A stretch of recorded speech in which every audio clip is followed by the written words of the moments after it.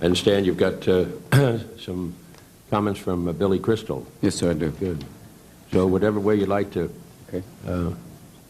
proceed, we'd be glad to hear you. Read these on the record and also Sure. cassette. Thank you.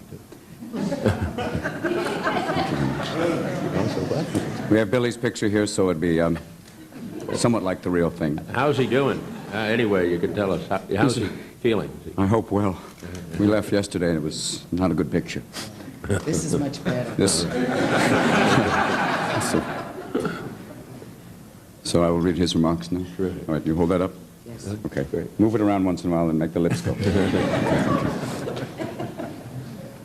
Mr. Chairman, members of the committee, first I would like to thank you for inviting me to testify today. I'm honored to be here before you to express my strong support for the passage and enactment of the Homelessness Prevention and Community Revitalization Act of 1990. As you know, I've spent the last 4.5 years working with an organization known as Comic Relief. Comic Relief, a 501c3 in parentheses, nonprofit organization, was established exclusively for charitable purposes. Designated recipient of monies generated from Comic Relief Fund raising activities is the National Health Care for the Homelessness Program, for Homeless Program. That'll be deleted from the record. This program provides primary and secondary medical care and related health, mental health, and social services, that'll also be deleted, to homeless people in 23 major United States cities. Since 1986, Comic Relief has raised and distributed over $9 million, which provided direct services to over 250,000 homeless men, women, and children across America.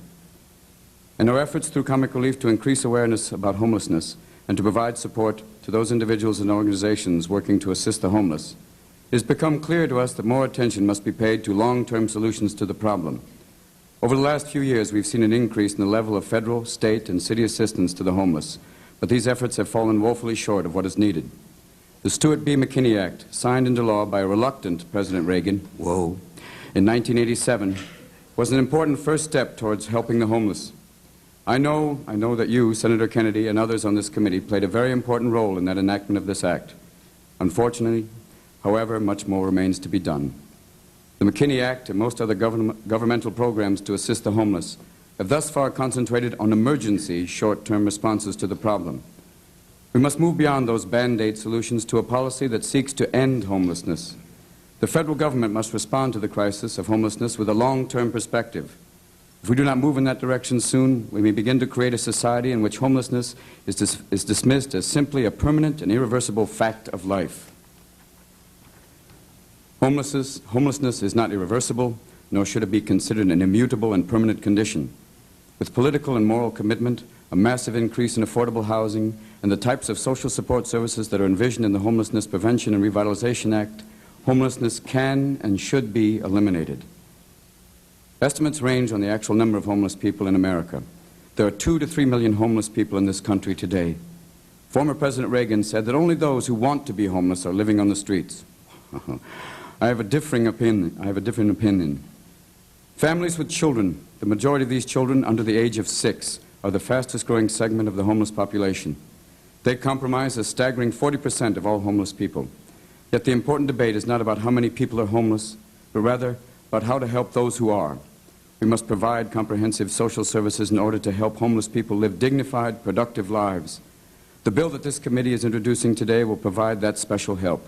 It will provide a system of support services for people who might not otherwise have access to these vital resources. I would like to go back to the issue of homeless children for a moment. The futures of homeless children are jeopardized by the very fact that they are homeless.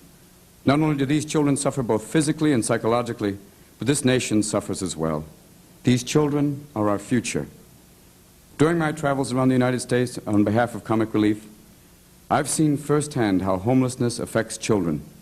Last month, during a Comic Relief event in Kansas City, I had the opportunity to meet 20 children and their young mothers who recently became homeless. These children were smart, responsive, and articulate. Yet we know from documented studies that within a period of months, simply because they are homeless, these children will suffer incredible setbacks. Emotional and mental health problems are identified most frequently as a consequence of homelessness, for children, for their parents, and for families as a whole. Among the other consequences are school-related problems, health problems, and/or inadequate health care, loss of self-esteem, and hopelessness and family problems such as instability and breakups.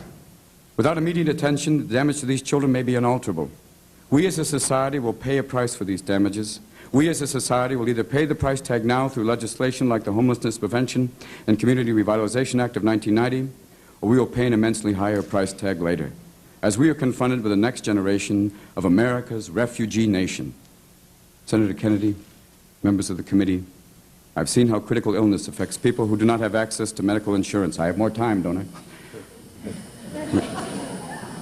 Senator Kennedy, members of the committee, I have seen how critical illness affects people who do not have access to medical insurance and must use their savings to pay for housing. They often become homeless people. I've seen how trying to pay living expenses and child care affects working couples with low or minimum income wage jobs.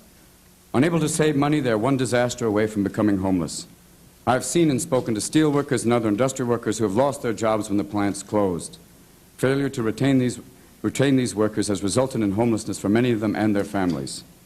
These are but a few examples of proud, competent people who are willing to and want to work, yet they are homeless due to personal crisis which required an outlay of cash that they simply do not have. They are homeless because of an illness or the lack of affordable daycare or the death of a family wage earner or the loss of employment, situations and circumstances beyond their personal control. Homelessness is a complicated problem. It is a very serious problem. I would not be here today, however, if I did not believe that it was a problem that can and should be reduced and eliminated. I believe strongly that this bill, the Homelessness Prevention and Community Revitalization Act of 1990, will go a long way toward reducing homelessness and enhancing the quality of life for those who are now homeless, preventing future homelessness, and improving the communities and housing in which low-income people live. Once again, I would like to thank you, Senator Kennedy, for inviting me to testify before this committee. All errors in speech are mine, and 3 years at Juilliard didn't help. I think it's an incredible thing that the bill addresses the problem from the inside out. What we've been doing for the last 4 years is basically putting a Band-Aid on a very gaping wound. But this program has incredible possibilities to deal with basically keeping people in their homes, dealing with the fact that just keeping people in the low-income housing that they already have. That's an amazing potential. I think that'd be wonderful. Another like the old documenting committees. Yeah. It's a strange thing, HUD. I always think of it sounds like a movie. What we have here is a failure to documentate. It's a difficult thing, but you've done something amazing, and I hope that you can go to the next part of the appropriation so that you have the ammunition to go with it that can really fund it. That's incredible. I hope it works because the problem cannot be denied anymore. We cannot be a kinder, blinder nation. We must look, and you have to see it, and it's there. People like Connie. Even the census, I hope, gives a realistic assessment of it. I hope so. I kind of doubt it. To get a realistic assessment of all the homeless people would take almost a one-on-one. But I hope that happens. I hope that you have realistic figures that you can show people. This will be part of it. And a bill like this, I mean, that's why we're back, because I think this is very much worth supporting. We've been holding the fort. We call for the cavalry. You're the cavalry. And Senator Durnberger will be back soon. I mean, we're hoping for the best. I do believe this can work in an incredible way from a grassroots level, that the money can get to that and prevent, really, truly prevent homelessness. That's where it lies. You can't keep picking people up. You have to stop them from falling. That's what I hope. Thank you. I thank all of you in a bipartisan way. I know it's a little scary when you have a comic in front of you. It's kind of like having a porcupine in a hemophiliac ward, but I present just my simple soul and hope that you do continue this, and in a bipartisan way. It is wonderful to see two parties getting together and not basically going, well, I don't know. Yeah. It's wonderful. I congratulate you and hope that this continues. And I hope that we can pull this one off. And I know you can. And I wish you the best. And I'll come back if you need it. I'll write you some more lines. I guess I'm trying to get back to the root cause of why the problem seems to be growing and not diminishing. And excuse me, if you respond on a personal level, you talk about people not doing things. And there's a lady in San Francisco who basically fixes 400 sandwiches a day to feed people. There's other cases like that, I think, all over the country, where people basically put their own assets out, put their assets on the line. This woman basically takes care of a program that somewhere was not taken care of. I don't know how many people show, but she basically was running it out of her house, and she takes it down to them. talk about, the appropriations, supplementary appropriations for the McKinney Act is in some committee today. It comes in this afternoon, I guess. There's a potential there for a potential cut of $2.5 million in that committee.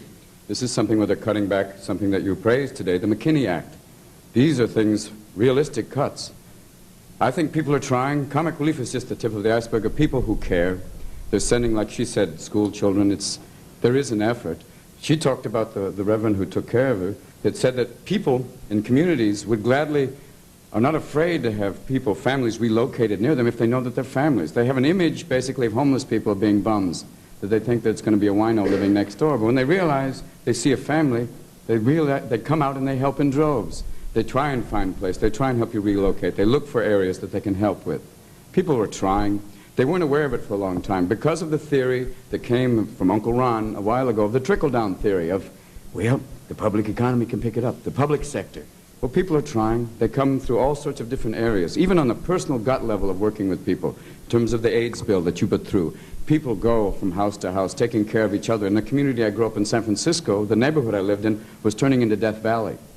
And they come out, hand the door, basically going, people taking care from other neighborhoods, coming in, trying to take care of people who can't get out, and the programs won't come to them. They were dying in their homes. So this is basically people caring because it's too late now. They can't deny it anymore. You can't walk over people anymore.